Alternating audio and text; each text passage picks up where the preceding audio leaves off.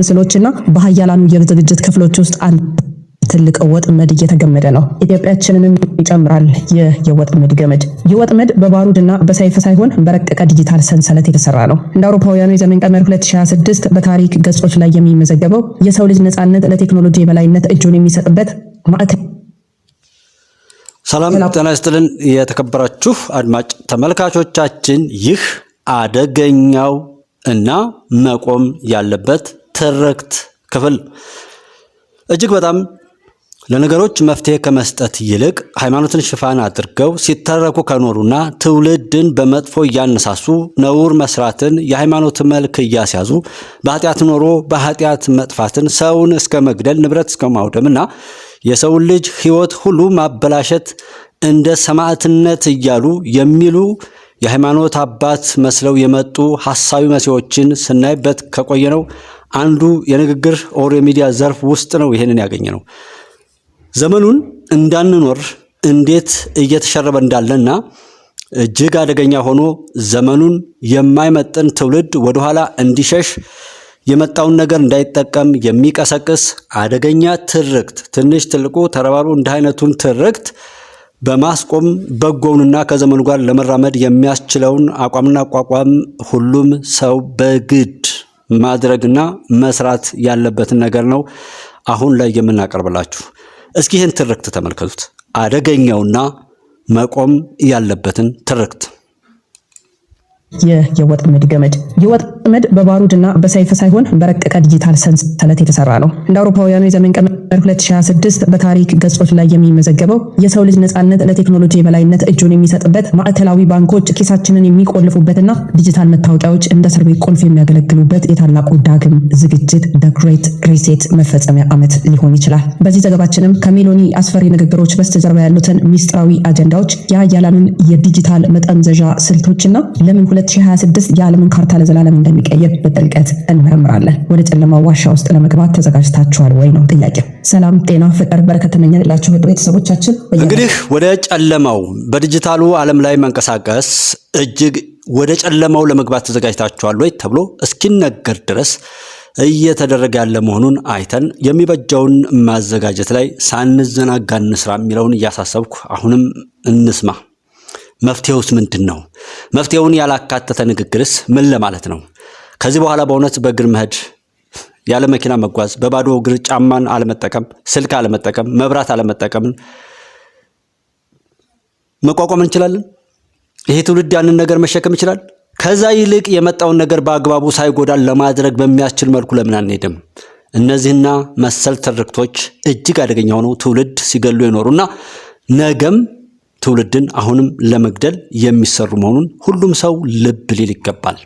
ሆኖ ዕለት ዕለት የምንገናኝበት ርዕሰ ጉዳይ በጣም አስጨናቂ ነው። ቢሆንም ግን ጊዜያችንን የሚዋጅ የሚያነቃን ስለሆነ ይህን ነገር መሸሽ መፍራት የለብንም፣ መጋፈጥ ነው ያለብን። በተለይ ደግሞ ከእግዚአብሔር ጋር በመጣበቅ ማለት ነው። መጪው ጊዜ አስፈሪ እንደሆነ እንግዲህ ኃያላኑ አንድ ነገር አፈንድተዋል። አውቀው ነው ወይስ አይደለም የሚለውን ነው በዚህ ዝግጅት የምንፈትሸው። በተለይ ደግሞ ኢትዮጵያችን በጣም እዚህ ጉዳይ ላይ እንደውም ቀድማ እንደገባችበት እያየን ነው። ስለዚህ ይሄ ነገር እንዴትስ ነው ማምለጥ የምንችለው? ምንድነው የሚያመጣው ለውጥስ? የጣሊያን ጠቅላይ ሚኒስትርስ ምንድነው መናገር የፈለገችው የሚለውን አብረን ነው የምንፈትሸው። ሀሳብ አስተያየታችሁ እጅግ በጣም ይጠቅመናልና የምርመራ ዘገባ ነው እንግዲህ የመረጃ 2026 ዲጂታል ባርነት ወይስ የሰው ልጅ ይሄ ኃያላኑ እየተባሉ የሚባሉትና ኢትዮጵያ በእውነት በዲጂታል ላይ ቀድማ ነው ወይ የገባችው? ቀድማ ነው እውነት የገባችው? እውነት ራሱ አሁንስ በደንብ ገብታለች ወይ እስከ ማለት ድረስ ነውና ካለም የተለየ አካሄድ ነገር ቢኖር ከዛ ይልቅ በጸሎትም በምንም በሁሉም ነገር ላይ አብረን በመቆም ነገሮችን ለመጋፈጥ መነሳሳት ሲገባን አይ የመጣውን ሁሉ መቃወም። ይሄ ኒው ኦርደር አዲሱ የዓለም ማስተላለፍ ነው፣ የ666 ነው እያሉ በተለይ ይሄ ሚዲያ በጣም ብዙ ነገሮችን በዚህ መልኩ ሲዘግብ የቆየ ነው። በጣም በሚያሳዝን መልኩ ግን በኦርቶዶክስ ስም የኢየሱስ ክርስቶስን አስተምሮ በተቃራኒው ትውልድን ለመቀስቀስና ወጣቱን ለማበላሸት ሲሰሩ የኖሩ የተረገሙ ሰዎች ያቺ ቅድስት ቤተክርስቲያን እንድትፋረዳቸው በዚሁ እያሳሰብኩ ነኝ። ወደሚቀጥለው ነጻነት ማብቂያ የሚለው ነው መጀመሪያ ልነግራችሁ የምፈልገው። የጣሊያኗ ጠቅላይ ሚኒስትር ጆርጂያ ሜሎኒ ድብቅ መልእክቶችን አስተላልፋለች እና ቃላቷ ተራ የፖለቲካ ንግግሮች አይመስሉም። ሜሎኒ 2025 መከራ ነው፣ 2026 ደግሞ የባሰ ይሆናል ስትል ለዓለም የምታስተላልፈው መልእክት በሁለት መንገድ ይተረጎማልና አንድ ጠቅላይ ሚኒስትር ለህዝቡ የዜና ያልስ ማስፈራራት አለበት ወይ የሚለውን ነገር ወደ አእምሯችሁ ሰዱት። አንደኛው የሉዓላዊነት ጥሪ ነው ሊሆን የሚችለው። ሜሎኒ የአውሮፓ ህብረትና ዓለም አቀፍ ተቋማትን የሀገራት ነጻነትን እየነጠቁ መሆኑን በመቃወም ህዝቧን ለከፋ የኢኮኖሚ ጫና እንዲዘጋጅ የምትመክርበት ነው። ሌላው የፍርሃት ድባብ ነው። ተቺዎች እንደሚሉት ሜሎኒ ይህንን ንግግር የምትጠቀመው አሉ ህዝቡን በስጋ የዓለም የኢኮኖሚ ፎረም እና ግዙፍ የቴክኖሎጂ ኩባንያዎች 2026ን እንደ ወሳኝ ዓመት የፈረጁበት በአጋጣሚ አይደለም። ለረጅም ዓመታት ሲሰራበት የነበረ ነገር ነው። ልብ በሉ። ሀገራትና ህዝቦችን የሚጠመዝዙባቸው 3 ዋና ዋና መሳሪያዎች አሏቸው። በደንብ እንድታሰምሩበት ፈልጋለሁ ወደ ቤተሰቦቻችን። አንደኛው ዲጂታል መታወቂያ ነው። ሀገራውን የተጀመረው ማለት ነው። ይሄ መታወቂያ ምቾት ይመስላል። ምቾት በሚሰጥ ስም የሚሆን ነው። በውስጡ ግን የሰው ልጅን እንቅስቃሴ በሙሉ የመቆጣጠር አቅም ያለው ነው። አንድ ሀገር ይህንን ካልተገበረች ከዓለም አቀፍ የፋይናንስ ስርዓት ትገለላለች። ለምሳሌ በቻይና ያለው የዜጎች ማህበራዊ ክሬዲት ስርዓት ወይም ደግሞ እነሱ እንደሚሉት ሶሻል ክሬዲት ሲስተም አሁን ወደ አውሮፓና አሜሪካ በረቀቀ መንገድ እየመጣ ነው። በ2026 ይህ ስርዓት ከጤናና ከጉዞ ሰነዶች ጋር ይጣመራል ማለት ነው። ሁለተኛው ማዕከላዊ ባንክ ዲጂታል ገንዘብ ነው። እነሱ እንደሚሉት CBDC ይሉታል በምህጻረ ቃሉ። በ2026 ብዙ አገራት የወረቀት ገንዘብን በማስቀረት ካሽለስ በማድረግ ዲጂታል ገንዘብን ብቻ ተግባራዊ ለማድረግ እያቀዱ ነው። ይህም ማለት ምን ማለት ነው? መንግስት ያንተን ገንዘብ በፈለግከው ጊዜ ፍሪዝ የማድረግ ወይ ደግሞ ከዚህ ቀን በኋላ አይሰራም ብሎ የመሰረዝ ፍጹም ስልጣን ይኖረዋል ማለት ነው። አደገኛው ማለት ይሄ ነው። አሁንም ዛሬም ሆነ ነገ በየትኛውም አግባብ ላይ ከዚህ እንትን ያለ ነገር ነበር ወይ? ሰው የወረቀት ገንዘብን መሸከም ከቁጥጥር ነፃ ያደርጋል በማለት ሰዎች ዲጂታልን እንዳይጠቀሙ መቀስቀስ። ከዛ ይልቅ ዓለም እንዴት ነው እየሆነ ያለው? እንዴት ነው የመጣውን ነገር የተቋቋመበት? ይሄን ሊቋቋም የቻለውስ እንዴት ነው? ወደ ዲጂታል የሚከድበት ሁኔታ እንቅስቃሴዎች በታወቁ ቁጥር ወንጀልና ጥፋት እየቀነሰ የመጣበትን በዲጂታል ዓለም ላይ የሰለጠኑ ሀገራትም በሀገራቸው ላይ ያለውን አስተዳደር ሰላም ያደረጉበት ቁጥጥራቸውን እያጠበቁ የሄዱበት ሁኔታ ሰፍኗል። ወይ የሰው ልጅ ብልግናውን ቢያቆም መጥፎ መሆኑን መገዳደሉን ተደብቆ ወንጀል መስራቱን ቢያቆም የሃይማኖት አባቱም ሆነ የህግ ባለሙያው የመንግስት አመራሩም ሆነ ሁሉም ሰው ይሄን ነገር ቢተርክና ሰውን ሰው ብናደርግ ይሄ ሁሉ ነገርም አይመጣም ነበር። የመጣው የሰው ልጅ በክፋት እየገሰገሰ ሲሄድ እሱን ለመያዝና ለመጨበጥ ሲሉ ደግሞ መንግስታትም ሆነ የቴክኖሎጂ ባለሙያዎች ወደዛ እየፈጠኑ ሄዱ። ይሄን ብቻ አይደለም። በእውነት ፈጣሪ ይሄንን ወቅት ሳያውቀው ነው የመጣው? ሳይፈቅደው ነው እየተፈጸመ እየተተገበረ ያለው? አይደለም። ፈጣሪ ሁሉን ያውቃል። የመጣውን ነገር በረከት እንዲሆንልን መርገም ሳይሆን በረከት እንዲሆንልን ስራችንን አሳምረን መልካም ተመኝተን መልካም አቅደን ለሰው ልጆች ሁሉ በመልካም ለፍጥረታት ሁሉ በመልካም ቅኖች በመሆን ብንሰራ እዚህ ላይ ትኩረት ያላደረገ ሁሉ ይሄው ካሜራ ሲመጣ ስንት ሰው እየተቋቋመ እንደ ዲጂታል ሲሆን ለምንድን ነው የሰው ልጅ ከወንጀሉ መቆጠብ የጀመረው? አደገኛው ትርክት ይሄ ነው። እዚህ ላይ እቺ ሰትዮ የምታቀርበው ነገር ማለት ነው። ምክንያቱም ዲጂታል ኢትዮጵያ እንደዚህ ነው፣ ነገ በፈለገው ሰዓት ያቆመዋል። ምን ጊዜም ያ ሲሆን የኖረ ነው። ምን ጊዜም ምክንያቱም በደርግ ስርዓትም ሆነ ከዛም በፊት የሆነ ሰዎች በሆነ ነገር ላይ ምናምን ሲፈለጉ ንብረታቸውን እስከ መወረስ ድረስ ሲሆን ነበር። ዲጂታል ሆኖ ነው ሆቴላቸው ሌላው ሀብት ንብረታቸው ሲወረስ የነበረ። እውነት ይሄ አንድ መሞገቻ ነው? ከዛ ይልቅ ጊዜያችንን መፍጀት የነበረብን ይሄ ነገር ከሌሎች ዓለማት ተሞክሮ ጋር ከዓለም ተለይተን አንኖርም። ወደድንም ጠላንም ሰው ዓለም ላይ የመጣውን ነገር በአግባቡ ሳይጎዳን ጥቅሙን ብቻ ለመጠቀም እንዴት መዘጋጀት አለብን? እኛ እርስ በርሳችን እየተተረማመስን ብሔርተኝነትን የሚዘሩ እነዚህ ሚዲያዎች ዘረኝነትን የሚተፉ መጠፋፋትን የሚሰብኩ በዚህኛው ደግሞ ይመጡና ከዓለም ተነጥለን ትምህርት ቤት የሚያወድሙ ወጣቶችን የፈጠሩ ልጆች ወር የሚዲያ ሰዎች ናቸው እነዚህ። በዚህኛው ይመጡና ምን ይላሉ? ዲጂታል ደግሞ ሲፈልግ እንደዚህ የሚያደርግ ነው። ስለዚህ ምን ማለት ነው? ዲጂታል ምናምን ውስጥ አትነካካ ነው። እሺ የት ይኑር? የት ልኑር? ነው ለምሳሌ ምን ያህል አደገኛ መሆኑን እዩት። ከዛ ይልቅ ሳይጎዳ ለምንድን ነው የዚህን ያህል የተፈራው? የዘ ኢኮኖሚስት ትንበያም አለ። ዘ ኢኮኖሚስት ትንበያውን ባለፈው መረጃውን አድርሻችሁ ነበረ። ቀድሞ በዋዜማው ዓመታትን እየተነበየ ሚስጥራዊ የሆኑ ምስሎችን ያጋራል ታዋቂው መጽሔት ዘ ኢኮኖሚስት ማለት ነው። የሽፋኑ ምስሎች ለ2026 የሚያሳዩትን ትርጉም አውርተን ነበር ከእናንተ ጋር ማለት ነውና አንደኛው ፍጹም ትክክል የሚመስሉ ነገሮች አሉ። ሰርቬላንስ፣ ሰው ሰራሽ አስተውሎት ኤአይ ለምሳሌ በሰዎች የግል አስተሳሰብ ላይ ሳይቀር ተጽዕኖ የሚያሳድርበት ደረጃ ላይ ይደርሳል ብሎ ተናግሯል። ሌላው የኢነርጂ ቀውስ እንደሚኖር ተናግሯል። ዘ ኢኮኖሚስት ሆም ብሎ የሚፈጠሩ የኃይል እጥረቶች የዓለምን ሕዝብ ለመግታት አዳዲስ አስገዳጅ ሕጎች እጅ እንዲሰጥ ለማድረግ የሚያገለግሉ ማለት ነው። ሌላው የጨለማው ቡድን ሚና ነው፣ ዳርክ ግሩፕ የሚባለው ወይም ደግሞ ሻዶ ገቨርንመንት የሚሉት። እነዚህ አካላት ዓለምን ወደ አንድ ማዕከላዊ አመራር ኒው ወርልድ ኦርደር አክሱም ሁል ጊዜ ትኩረት ሰጥቶ የሚሰራበት ኒው ወርልድ ኦርደር ለመውሰድ 2026ን እንደ ትልቅ የሽግግር ዓመት ነው እየተጠቀሙበት ያሉት ማለት ነውና ስለዚህ ታላፉ ዳግም ዝግጅት እና የ2026ን ወጥመድ ነው አሁን የምናየው ማለት ነው። ግሬት ሪሴት ምንድን ነው? ይህ እቅድ በዓለም የኢኮኖሚ ፎረም WEF መሪ በክሎዝ ሸዋብ አማካኝነት የቀረበ ሲሆን ዋና መፈክሩ ምንም ነገር አይኖርህም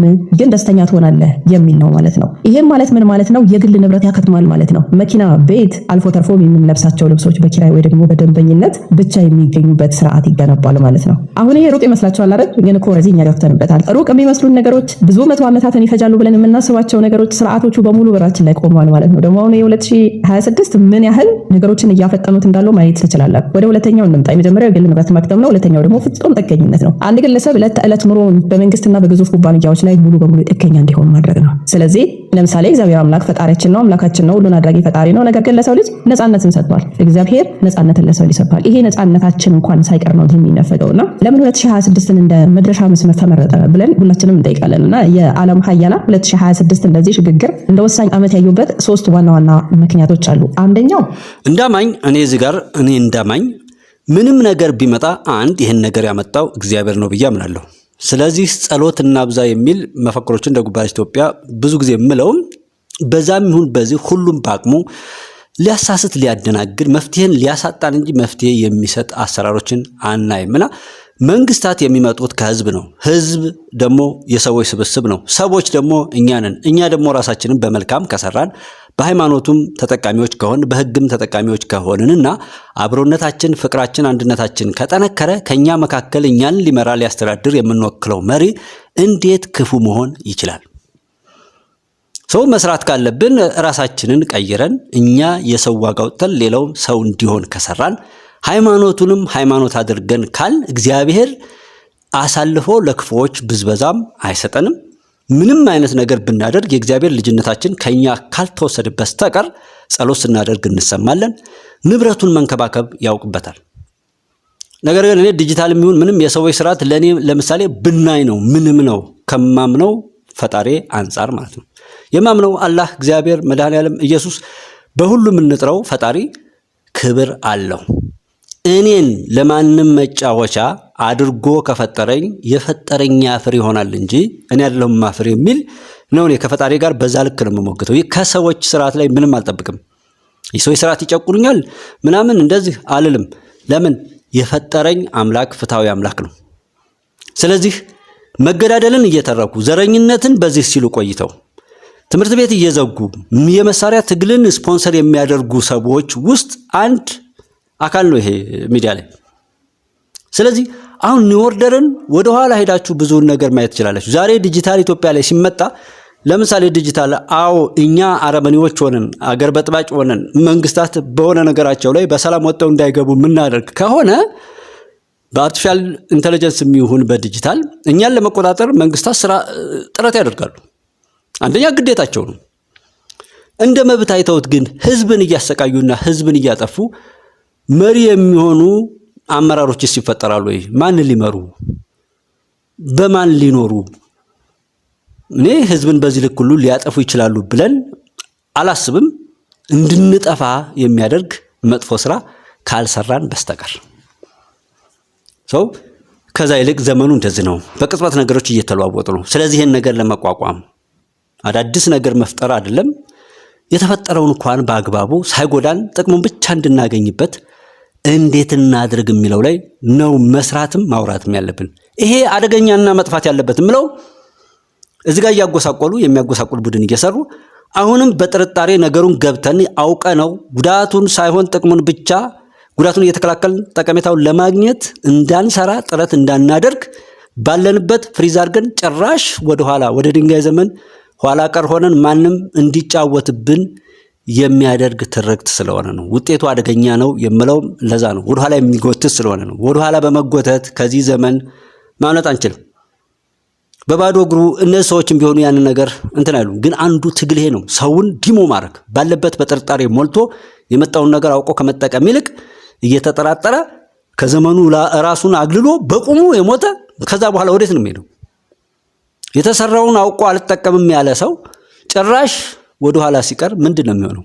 አሁን እኛ ሀገር እንኳን ያሉ አፖችን ወር እንደዚህ ቴክኖሎጂ ላይ ያሉ ነገሮችን እንኳን ከመንግስት ባለሙያ ነኝ ከሚባሉ ሰዎች ጀምሮ ድንቁርና የወረሰው በመሆኑ አይደል እንዴ ሁሉ መንገታገት የመጣው? ስለዚህ አሁንም ትንሽ ትልቁ በቻለው አቅም ዘመኑን ለማወቅ ጥረት ቢያደርግ አማራ፣ ኦሮሞ፣ ትግሬ እንደዚህ እስላም ክርስቲያን እያለ የሚባላ በዚህ ልክ አእምሮ የተሰለበ ትውልድ የተፈጠረው እኮ ድንቁርና ስለወረሰል ነው። ለመፍትሄው እንስራ። ለመፍትሄው የገንዘብ ስርዓት መፈራረስ ነው።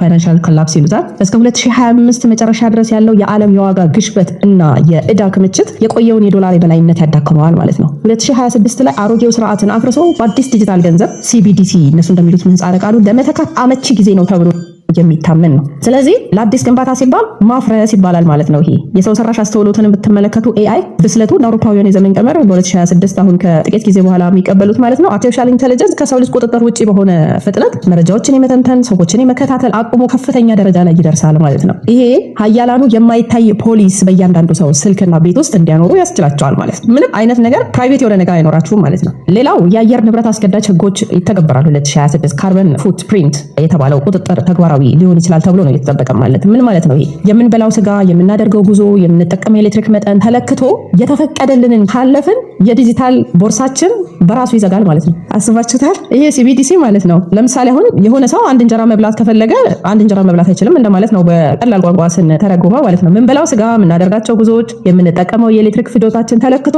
ከነሱ የተፈቀደልንን ካለፍን ይዘጋል ማለት ነው። ምንም ነገር መጠቀም አንችልም። ሌላው በጣም ቁልፉ ነገር የሀያላኑ የጨለማ ጨዋታ ነው። በተለይ ደግሞ እንደኛ ላሉት ታዳጊ ሀገራት ማለት ነው። ሀያላኑ እንደ ኢትዮጵያችን ያሉ ሀገራትን የሚጠመዝዙት በምን አይነት ስልቶች እንደሆነ ደግሞ ልንገራቸው። አንደኛው የዕዳ ወጥመድ። በነገራችን ላይ ወደዚህ ሳንገባ ግለሰቦችን ወይ ደግሞ ማህበረሰብ የአንድ ሀገር ህዝብን ብቻም ሳይሆን አንድን መንግስት እንደ ሀገር አንድን ሀገር ራሱ እነዚህ አካላት አንድን ሀገር ነዳጅሽን አታውጪ የማለት አቅም አላቸው። ይሄ ነገር እንዳትጠቀሚ፣ ኤሌክትሪክ ዜና ያልተጠቀሚ መንግስታት እነዚህ ሀያላን ይሄንን ማዘዝ ይችላሉ። እኛ ማህበረሰቡ ላይ ወይ ህዝቡ ላይ የሚጣለው ወጥመድ ብቻ ሳይሆን እንደ ሀገር ለምሳሌ አሜሪካ ኢትዮጵያን እንደፈለገች ማድረግ ትችላለች እንደማለት ነው። ለምሳሌ የዕዳ ወጥመድን እናንሳ። ብድር ለመሰረዝ ወይ ደግሞ አዲስ እርዳታ ለመስጠት ዲጂታል መታወቂያና የአካባቢ ጥበቃ ህጎችን እንደ ቅድመ ሁኔታ ማስቀመጥ ነው። ሌላው የቴክኖሎጂ የበላይነት ነው። የአንድን ሀገር ወሳኝ መሰረተ ልማቶች ለምሳሌ ከላይ እንዳልኳችሁ መብራት፣ ባንክ፣ መገናኛ በራሳቸው ሶፍትዌር እንዲንቀሳቀስ በማድረግ ማለት ነው። ከዛ አገሪቱ እምቢ ካለች ስዊቹን እንግዲህ አንድ ቁልፍ መጫን ነው የሚጠበቅባቸው። ከዛም በኋላ አገሪቱን ሽባ ማድረግ ይችላሉ ማለት ነው። ሌላው የጆርጂያ ሜሎኒ ስውር ሚና ደግሞ እንፈትሸው። ይሄ በጣም ጥልቅ ሚስጥር ነው በነገራችን ላይ ምናልባትም ከዩቲዩብ ላይም ሊያወርዱት ይችላሉ። ይሄንን ፕሮግራም ላይክ እና ሼር ብታደርጉት የተሻለ ነው።